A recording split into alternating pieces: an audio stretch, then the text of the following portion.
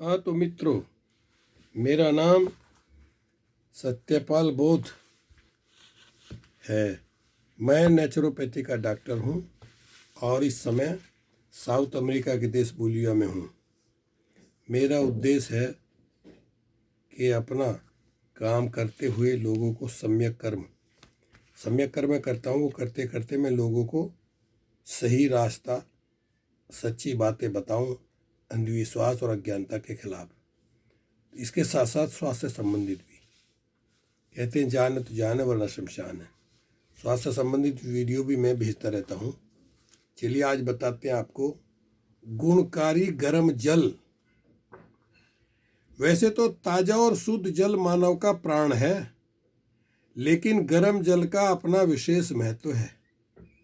गर्म जल शरीर के रोम रोम को फुर्तीला तथा चुस्त बनाता है। इसलिए जाड़े की ऋतु में सभी चिकित्सक गर्म जल से स्नान करने का निर्देश देते हैं। यह जल शरीर को इस प्रकार थपकियां देता है जैसे माता अपने बच्चे को थपकियां देकर सुलाती है। माता के हाथों के समान गर्म जल में मिठास होती है। इसलिए गर्म जल का स्नान पुराने शरीर को नया कर देता है।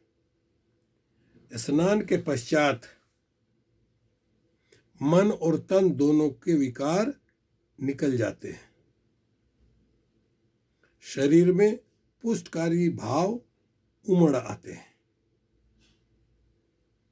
साथियों, नहाना बहुत जरूरी है। लिखते हैं डॉक्टर लोग, 100 काम छोड़ के खावे, 10 काम छोड़ के खावे, 100 काम छोड़ के नहावे। स्नान करने के लिए, नहाने के लिए आपको जरूरी 100 काम भी छोड़ देने चाहिए।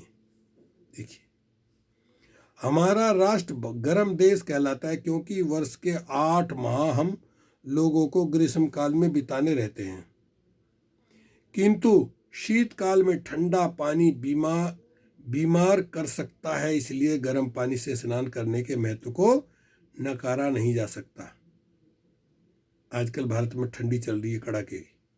पुराने समय में लोग प्राकृतिक गर्म जल के स्रोतों का पता लगाते थे और उस जल से स्नान तथा पान करके शरीर को स्वस्थ बनाए रखते थे।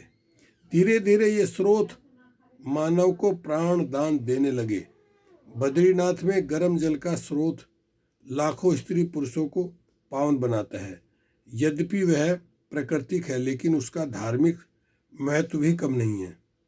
आजकल नगरीय संस्कृति में लोगों को प्राकृतिक स्रोतों का आनंद लेना दुष्कर हो गया है। अतः शहरों में गर्म जल के हमाम, गुसलखाने तथा स्टीम बाथरूम तैयार किए जाते हैं।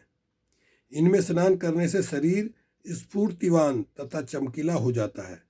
इस कारण गर्म जल का महत्व बराबर बने रहता है। 1980 में मैं बुद्धिस्ट सोसाइटी ऑफ इंडिया का गाजियाबाद इकाई का अध्यक्ष था। तो तब हमने बिहार के एक विद्वान, उस समय उत्तर प्रदेश बिहार में उनसे ज़्यादा विद्वान नहीं था कोई पढ़ा लिखा, डॉक्टर एल बी राम अनंत PhD डीलिट, वो गाजियाबाद में MMS कॉलेज के हिंदी के प्रोफेसर थे। उन्होंने एक प्रोग्राम बनाया था और मुझे भी कहा था कि भाई तुम भी चलो।